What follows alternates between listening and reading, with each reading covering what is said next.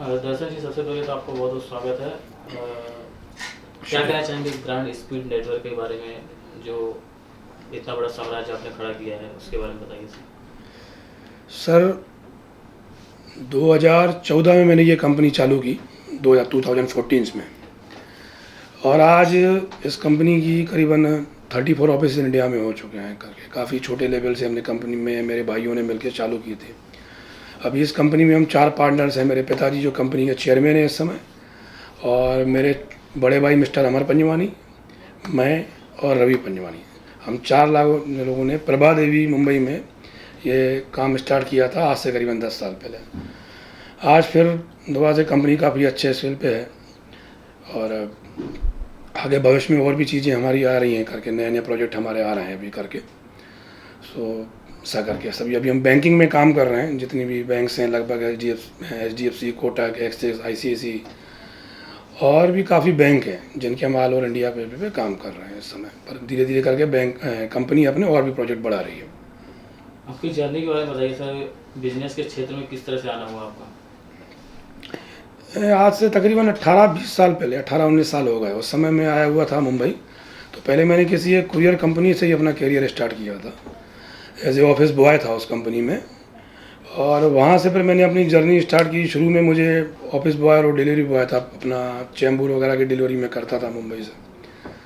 तो उस समय इतने विकल्प मौजूद नहीं थे और सुविधाएं भी नहीं थी ड्यू टू फाइनेंस पैसे के लिए करके। तो उस समय लोकल ट्रेन से चल के हमने चैम्बूर, प्रभा देवी, लोअर परेल्स, दहीसर, ये सारी डिलीवरीज हमने की हैं। और काफ़ी नीचे से मैंने, यानी हमारे ट्रेड में लॉजिस्टिक कुरियर कार्गो में ऐसा कोई चीज़ नहीं बची। यानी आप समझ लीजिए delivery boys, office boy, peon, house keeping और इसके अलावा CS, और ये सारी चीज़ें करने के बाद managers, senior managers, branch managers, उसके बाद कंपनी में डायरेक्टर। तो सारी जर्नी मैंने की है। इसमें जितने भी पॉइंट्स कुरियर कार्गो लॉजिस्टिक में रहते हैं, ये सारी चीज़ें मैंने की हुई हैं। सर, सबसे पहले तो आपको बधाई देना चाहूँगा कि जो आपकी फ़िलहाल कंपनी है 3PL में काम कर रही है, अब इसे वेयर हाउस में करने जा रहे हैं। क्या कुछ कहना चाहेंगे इसके बारे में, किस तरह से कार्य करेंगे? एक ड्रीम रहा मेरा कि मैं अभी 3PL में काम कर रहा हूँ करके। अभी मेरा एक ड्रीम रहा कि मैं ऑन वेयर हाउसिंग पे काम करूँ। जैसा कि आपको पता है कि अभी मैंने अपना ऑन वेयर हाउस लिया है भिवंडी में, और गए हफ्ते उसकी ओपनिंग भी कर दी और काम भी शुरू हो गया है वहाँ से अभी।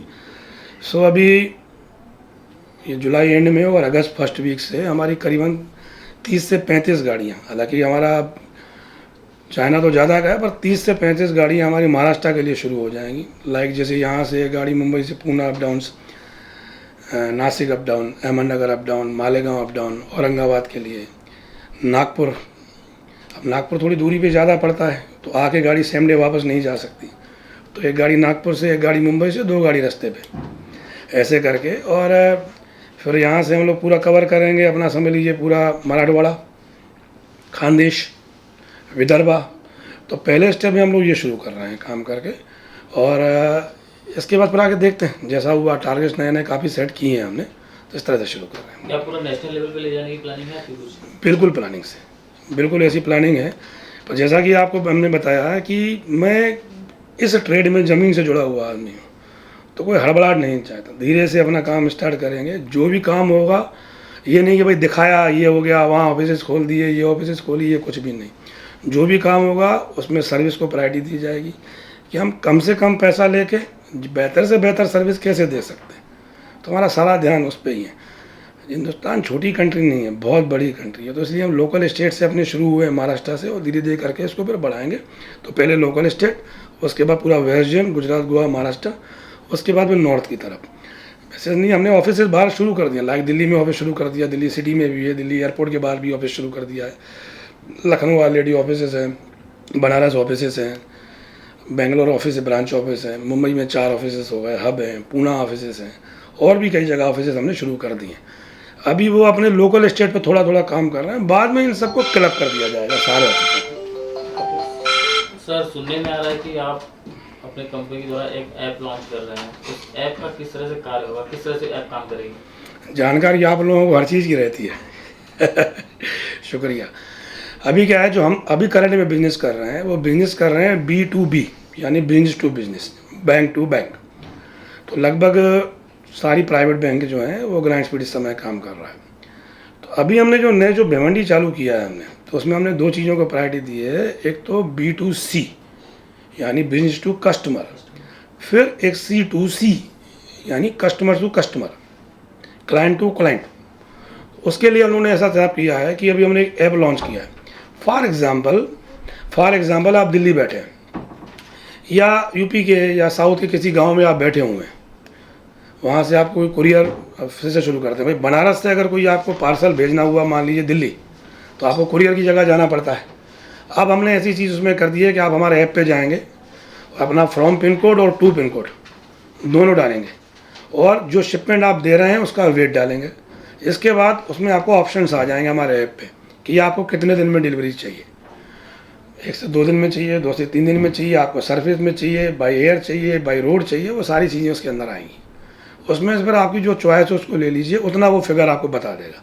फिगर बताने के बाद आप उसमें अपना KYC अपलोड कीजिए, पैसे आपने ट्रांसफ़र कीजिए GST के साथ, फिर एक बंदा आएगा आपकी तरफ से पिकअप कर जाएगा। आप इंडिया के लगभग किसी भी कोने में बैठे, लगभग 13-14 हज़ार पिन कोड हमने कवर किए हैं इसमें, और ये भी इसी वीक में ही हम लॉन्च कर देंगे इस चीज़ को। तो उससे क्या होगा, कुरियर कार्गो जो भी पार्सल आपको भेजना हो वो आपके घर से हम लोग पिकअप कर लेंगे ऑल इंडिया में। मेट्रो तो सारे हैं, metro, semi metro, urban, rural, ये चारों इसमें चीज़ में जाएंगे। बाकी आगे के पिन कोड भी हम कर रहे हैं इसमें, तो आपको 1-1, 2-2 पार्सल के लिए कहीं जाना नहीं है। जो भी होगा सब आपके घर से उठा रहे हैं। और आने वाले टाइम में रक्षाबंधन का भी त्यौहार आ रहा, तो इसलिए उसको इस समय हमने लॉन्च कर दिया करके। तो सर ऐप का कोई चार्जेस है, कहाँ से डाउनलोड होगा, कुछ डाउनलोड का चार्जेस है या कुछ? नहीं, प्ले स्टोर से ये होगा, डाउनलोडिंग का कोई चार्जेस नहीं है, सब चीज़ें उसके अंदर फ्री हैं। सिर्फ जो कुरियर का आपको पैसा जो देना पड़ेगा, उसमें भी हमने सोचा है कि कम से कम पैसे में हम बेहतर से बेहतर सर्विस कैसे देते हैं। हमारा ध्यान सारा उस पर ही है करने के लिए कि आपको कहीं जाना ना पड़े, घर बैठ के आपके ऑफिस में बैठ के आपको चीज़ मिल जाए। फिर ये सारी ट्रैकिंग, आपने जब शिपमेंट दिया, आप डिलीवरी हुआ, तो ये सारी जो शिपमेंट ट्रैवल करता है वो हमारी वेबसाइट पे grand speed network private limited पे आपको देखेगा, www.grandspeednetwork.com। उस पर ये सारी चीज़ आपको दिखेगी। और जैसे ही शिपमेंट आपका डिलीवरी होता है, जिसको जो आपने डिलीवरी दी, जिसके लिए दिया है, जैसे ही वहाँ शिपमेंट डिलीवरी होता है, इमीडिएटली तत्काल प्रभाव से आपके मोबाइल पे, उसी मोबाइल पे जिससे आपने बुकिंग की थी, आपको मैसेज आ जाएगा ये शिपमेंट आपने बुक किया था, ये हमने डिलीवरी कर दिया। पेमेंट भी ऑनलाइन? पेमेंट सारा ऑनलाइन है विद GST, ऑफलाइन कुछ भी नहीं। सर आपसे एक और सवाल है कि इतने कम समय में इतने बड़े मुकाम पर आप पहुंचे, इसका श्रेय आप किसे देना चाहेंगे? सही मामले में देखिए सर, मेरा अकेला कुछ रहा नहीं। मेरे दोनों भाई, मैं, मेरे फादर, हम चारों मिलके बहुत मेहनत की है।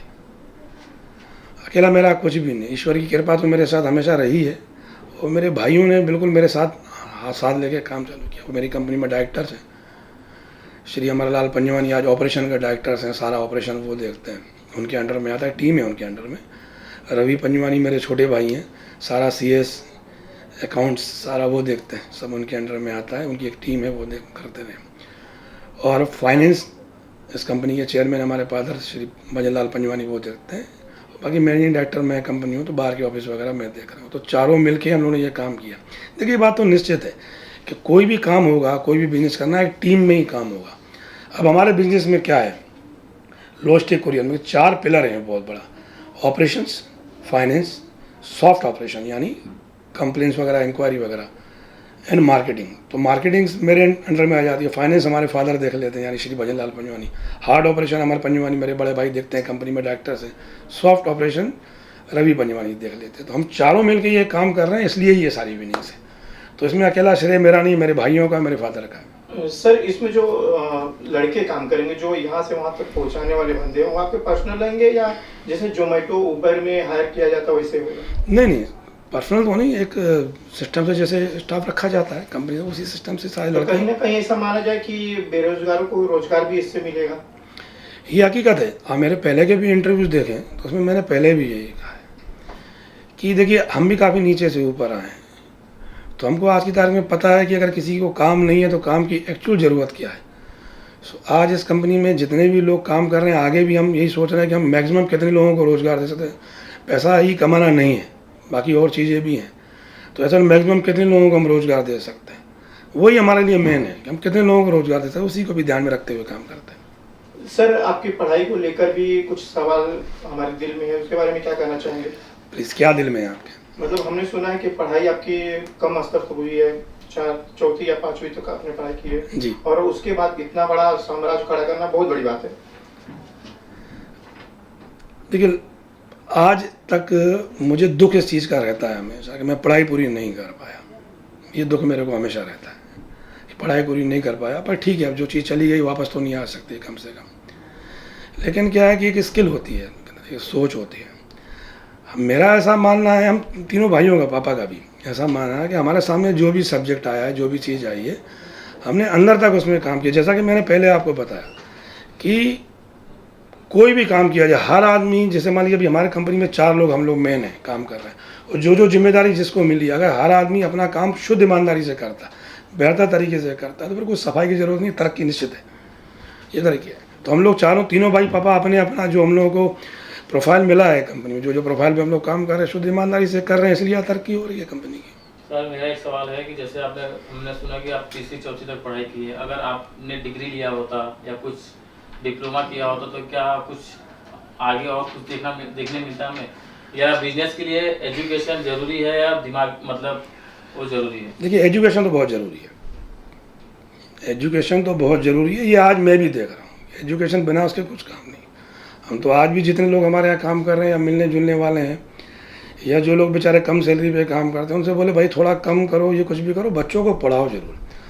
ठीक है, ईश्वर की कृपा रही, हम लोगों की मेहनत रही, एक हम लोगों ने काम खड़ा कर लिया। लेकिन पढ़ाई कम होने का तकलीफ मुझे आज भी होता है। कहीं ना कहीं मुझे ऐसा महसूस होता है कि यार ये करना चाहिए था, पर ठीक है, अब स्थितियाँ ऐसी थी, परिस्थिति ऐसी थी, तो फिर ठीक नहीं। पर ठीक है, अब ईश्वर ने कुछ अच्छा ही सोच रखा था हमारे लिए, तो रिजल्ट आपके सामने है।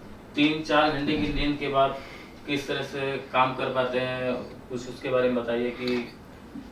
जी, आपको कैसे पता लगा 3-4? तो अंदर की न्यूज निकाली आपने? ये आपके स्टाफ के द्वारा हमें पता चला है। आदत ही पड़ गई है, आज तकरीबन काफ़ी समय हो गया, तो नींद 3-4 घंटे ही करता हूँ करने के लिए मैं। और भी अपने मेरे मल्टीपल बिजनेसेस और भी हैं, तो वो भी सारे देखने पड़ते हैं। और शरीर को भी आदत भी ऐसी लग गई कि 3-4 घंटे से ऊपर नहीं सोना है, तो 3-4 घंटे ही सोता हूँ। और ठीक है, उसके बाद सर, अब 3-4 घंटा सोने के बाद इतना शरीर फिट रखना, जहाँ तक डॉक्टर बोलते हैं एक इंसान को 6 घंटा सोना जरूरी रहता है, लेकिन आप जी 3 घंटा 4 घंटा सोने के बाद भी अपने आप को इतना फिट रखते हैं, इसका राज क्या है? अब बताइए क्या जवाब दूँ इस बात का? ये ऐसा राज है जो बताया नहीं जा सकता। बस सब प्रभु की कृपा इसका है। जवाब शायद मैं दे दूंगा, शायद आप महाकाल के भक्त हैं, शायद वो आपको काम करवाते हैं। हकीकत यही है, हकीकत है, पावर तो वही है ना, पावर उसी की है। हमारी क्या विसात है, सब वही चला रहा, हमारा क्या है। आखिरी सवाल सर, जो यूथ है, जो यंग जनरेशन है, उन्हें क्या कहना चाहेंगे जो बिजनेस के क्षेत्र में आना चाहते हैं, कम समय में जल्दी मुकाम पाना चाहते हैं? आपने इतना स्ट्रगल किया, वो शायद आजकल के बच्चे स्ट्रगल दिखना नहीं चाहते, उनको लगता है कि आज हमने बिजनेस किया, उसका फायदा हमें कल मिल जाए, तो उनके लिए क्या कुछ कहना चाहेंगे? कुछ समय कितना मायने रखता है? देखिए, 2 चीज़ें मैं ज़रूर बोलूँगा। एक, शॉर्टकट मारना छोड़ दें। काफ़ी लोग शॉर्टकट्स मार देते हैं, वो मारना छोड़ दें। जो भी काम होगा वो ज़मीन पे ही होगा। और जैसे आपने देखा होगा, छोटे में टांगे चलते हैं, घोड़े वगैरह चलते हैं, तो उसको यहाँ ऐसा लगा दिया जाता है, उसको सामने ही दिखा दें। तो अपने आप ही ऐसे लगा देना। इधर फेसबुक रहता है, व्हाट्सअप रहता है, मोबाइल रहता है। इन चीज़ों से समय निकाल के अपने गोल को देखें, अपने टारगेट्स को देखें, हमारा गोल क्या है। तो शॉर्टकट मारना छोड़ दें। और जो इन चीज़ों में समय जा रहा है हमारा, जो काफ़ी चीज़ें हैं जो समय जा रहा है, वो कम से कम हो। तो बैलेंस जो समय बचे वो सही जगह यूज करें। पढ़ रहे हैं तो पढ़ाई में यूज करें। बिजनेस की इच्छा है तो अभी तो उतना ऑप्शंस आ गए हैं मार्केट में, बहुत ऑप्शंस हैं। घर बैठ के भी अगर आप ध्यान दें तो बहुत चीज़ें घर बैठ के भी कर सकते हैं। तो फालतू जगह में अपना समय ख़राब न करें, उसके लिए ज़िंदगी पड़ी हुई है, कोई दिक्कत। जितना ध्यान है वो अपने काम पे ही लगाएं। बहुत बहुत धन्यवाद सर, आपको बहुत शुक्रिया, थैंक यू वेरी मच।